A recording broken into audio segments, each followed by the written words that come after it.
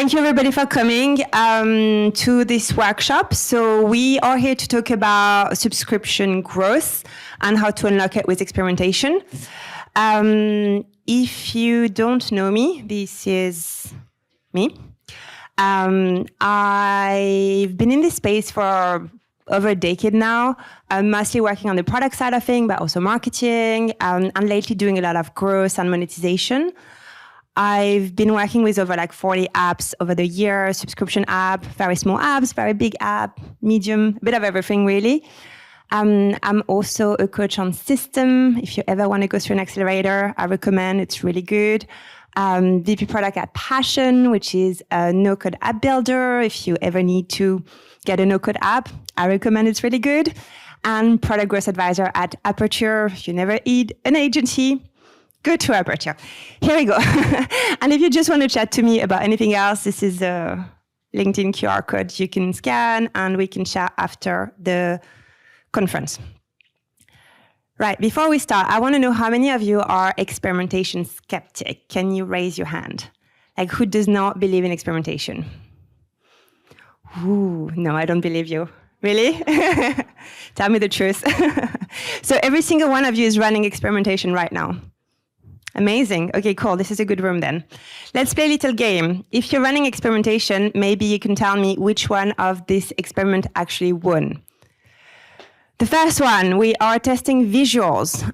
The PO on the left have one CTA. The PO on the right have a secondary CTA that says, see what our member says. Raise of hand who thinks version A won the test. Okay, about half. Version B? Who has no idea? No, fair. Okay, it is actually version B. This increased conversion rate to payer by 39%. What about this one? The PO on the left have no trial. The PO on the right have a 3-day trial. You can see very tiny changes here. Who thinks A won? Ooh, and B? Okay, yeah, that's what I would have think too, because I ran that test and it turns out, nope, it makes no difference at all. This is the last one. In this test, we testing duration. So on the left paywall, you can buy 1 month for $10.99. And on the right, you buy 3 months for $5.66 a month. Which one do you think won? A? B? We've got some skeptic over there, I can see it. Actually, A won by 92%.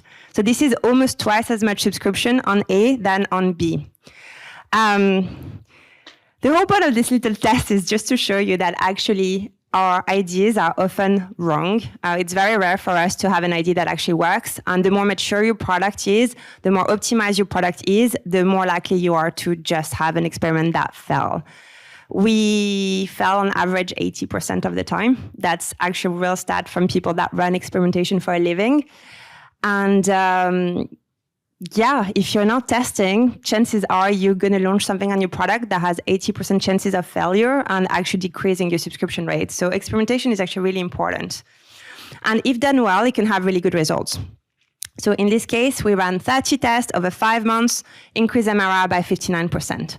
No change in ad spend, no change in marketing, only experimentation focused on optimizing for subscription. And it worked for any size. So I get this question a lot. My app is very small. We don't have enough download. How many users I need to test? Unless you just launch, chances are you probably can start testing. You don't need that many users. You just need to know how to do it properly and know what to look for. In this case, we just launched the app. We got about 10K MAU. No, we didn't launch the app, sorry. We launched monetization on the app. We got 10K MAU. We ran about 40 tests over, I think it was 8 to 9 months. And obviously you can see MRR went up like crazy. Again, no change in budget, no change in ad spend. This is pure product optimization for subscription based on experimentation. This is another one. I like this test because actually we ran 70 tests on this app and this result is from 2 of them. The other 15 absolutely fell and had 0 impact. Only 2 of them resulted in this increase in subscribers. And sometimes you're lucky. In this case, we just ran the 1 test, and we got a 3-time increase from registration to trial, which is very rare, but it happens. So the question is, how do you know what to test? Like, if we're wrong 80% of the time, is there even a point in trying? Like, how do you find out what to test that's going to give you more likeliness to be successful? Well, there's a playbook to the madness, and it's a very simple one. It starts with talking to your user, understanding your growth model, and understand how to prioritize. Now, all experiments are equal. The first step is get insight, talk to your user. So if you know me, you know that I'm literally like talk about that every single time, and it's like a broken record at that point. But the reason I do it is because it is so important and nobody does that. So I'm going to challenge you. I would like you to raise your hand. Everybody raise your hand. Everybody, come on. Hands up. Okay, great. Now, you're going to keep your hands up if you believe that you know your end users really well. Okay. Keep it up or raise it again if your team actually do user interviews.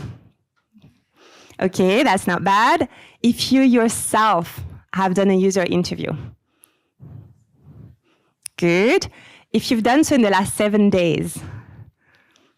Well, we've got 3 people in the room. Okay, that's not a lot of people. So that is basically my point. If you don't know why people pay for your subscription, you can't test. You need to know why people are paying for your product to be able to come up with ideas to experiment to optimize your subscription. It's literally the easiest trick in the book, and no one does that well. It's uncomfortable. It's annoying. It doesn't feel important, but it's actually the most important thing. And it's so easy to do. So please do it. And once you do that, once you contact your user, you need to also have the right answer to be able to generate the right ideas. And what we tend to do, all of us, is we go and we ask the wrong questions. And so the question you need to ask is a question that's going to allow you to find out this. When I do something, I want something, so I can. This so I can is the most important part. We want to understand the expected outcome. This is called Job to be Done framework. There's tons of methodology of that online. Please go, read it, have a look. It's fully well documented. But the important part is ask question that's going to allow us to find out so I can, because this is a part that's going to allow us to test for monetization. The rest is useless for us. Here's an example. Do you think this is a question that's going to enable me to find the so I can? So imagine I'm selling that bike. I have a shop or e-commerce. I sell a bike, and I want to know how to optimize my my sales flow. So I'm talking to my user, and I ask them, what's your favorite feature about this bicycle? Show of hand, who thinks this is a good job to be done question, and I should ask that to my users?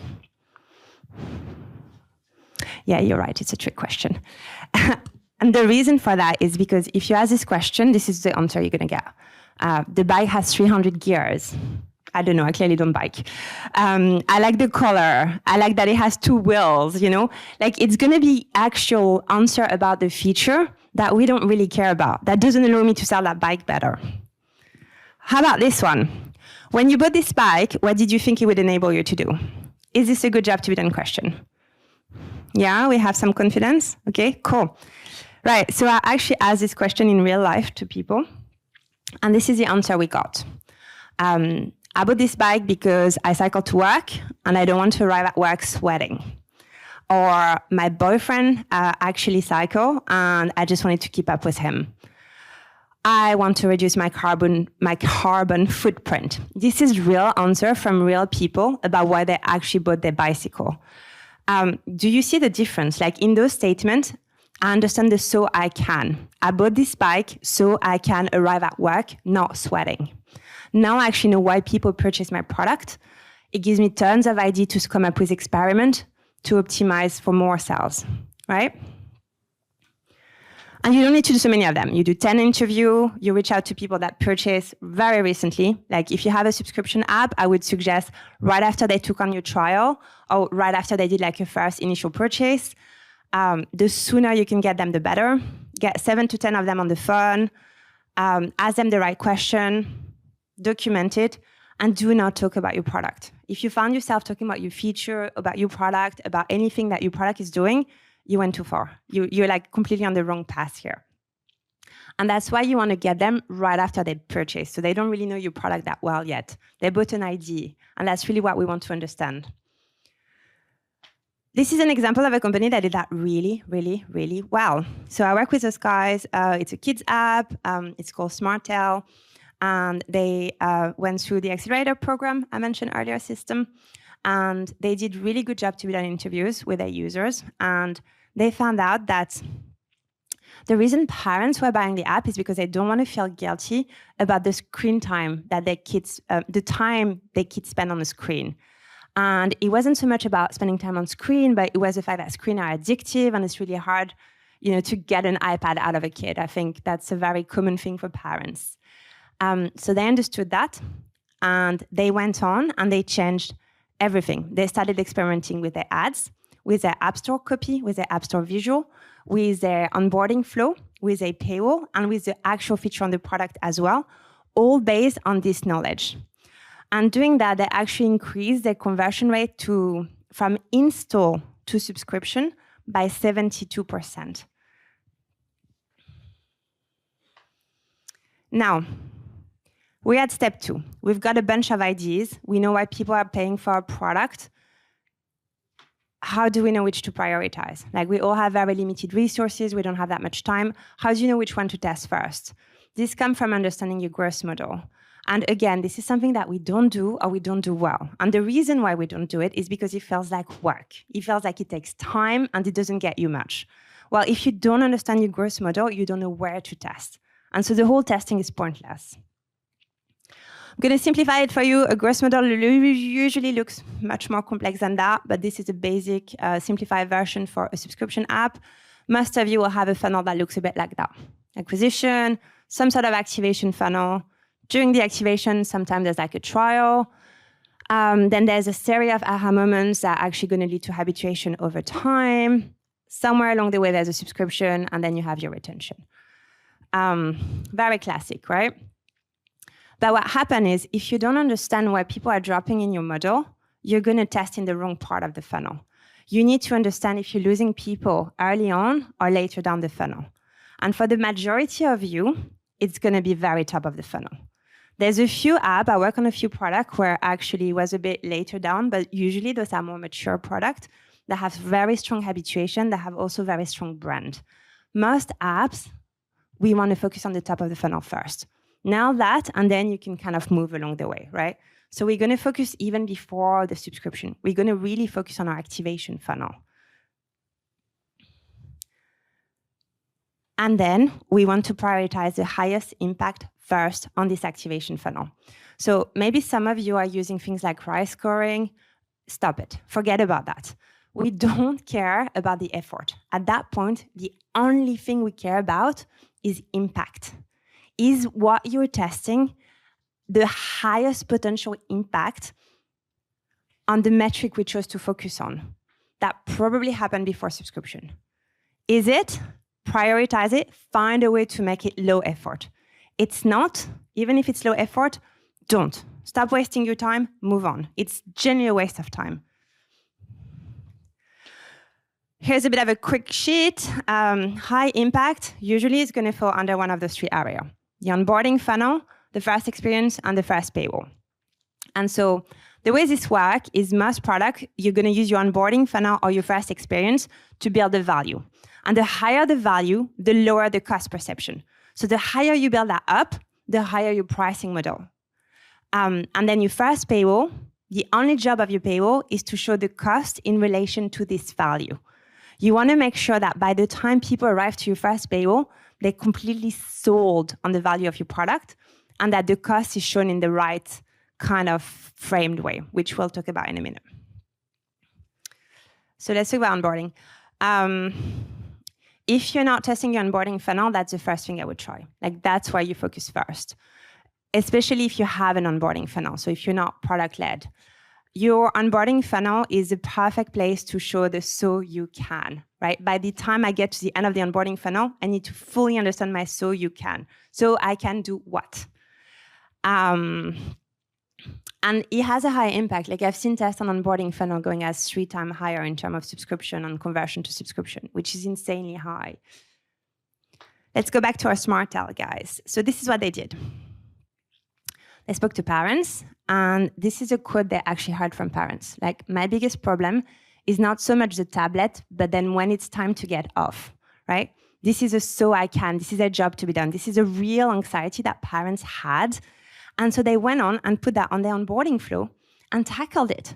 Right away, they address it, right? The screen time is 2 times more relaxing and 3 more times, blah, blah, blah. Like they literally tackle what people really care about in that onboarding flow. I haven't even seen a paywall yet. I don't know the product. I don't know how the product works, but I already know from the onboarding flow that the app tackles my anxiety. It tackles my inertia and it tackles my so I can. What is going to enable me to achieve? So we go on and ran a series of experiments on that funnel, adding the screen, adding a lot of screen actually. And this led to a 39% increase in subscription from landing to conversion rate to payer. I love this example. I mean, I don't know how Headway perform, but this is such a good example of so I can, right?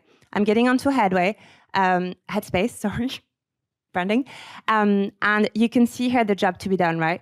I'm here because I want to manage everyday anxiety and stress. I'm here because I want to be more active. Do you see them saying, I'm here because I want to learn how to meditate?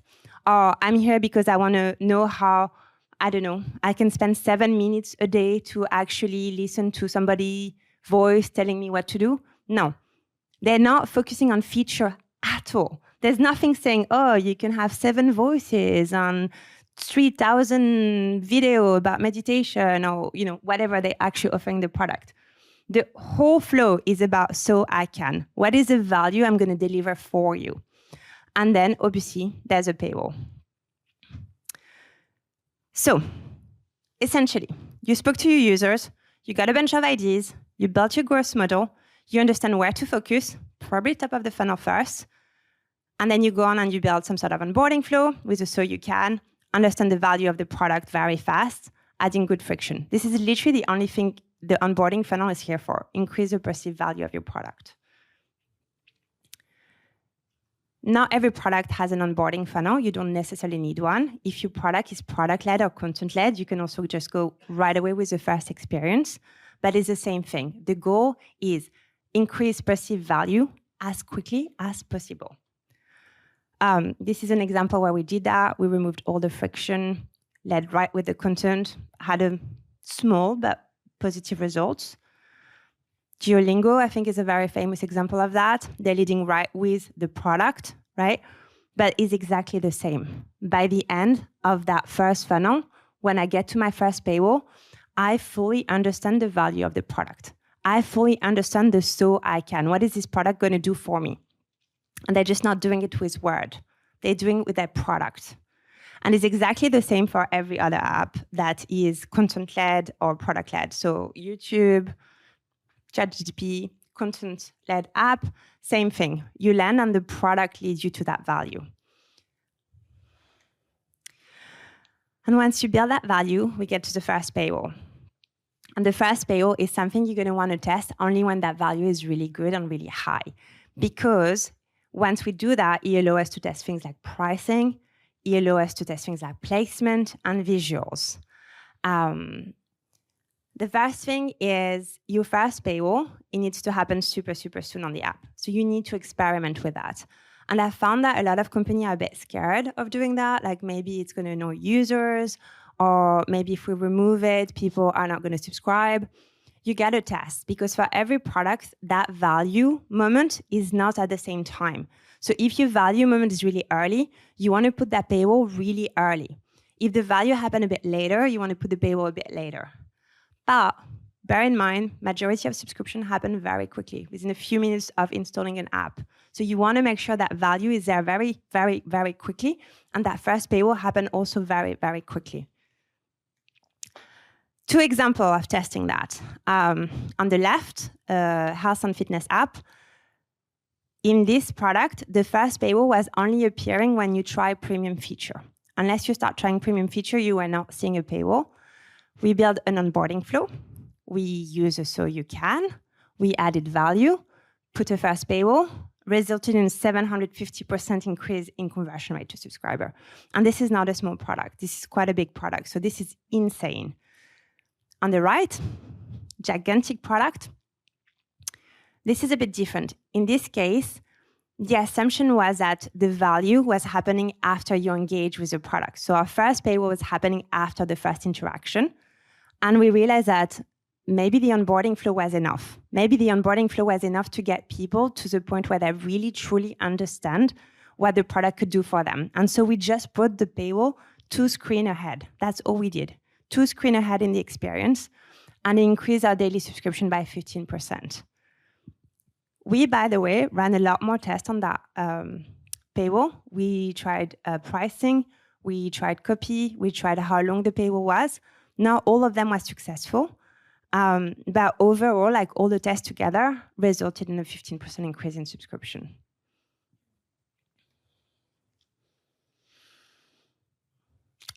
The whole thing with increasing the value, what I really like about it is that then you can change your pricing. And so this is an example. It's not real visual, I don't have them, but essentially we had a paywall that was talking about features, and we changed that, we put it into timeline, and instead of having, how your free trial work, we use a so you can. Like we really led with a job to be done there. And this resulted in a 54% increase of conversion rate on that paywall. And then, funny example is the opposite. This is a cybersecurity app, and we did the opposite. We went from a timeline paywall to a paywall with multiple products, and actually increased conversion rate to subscription by 111%. Now, you gotta understand why this works versus this one. In this case,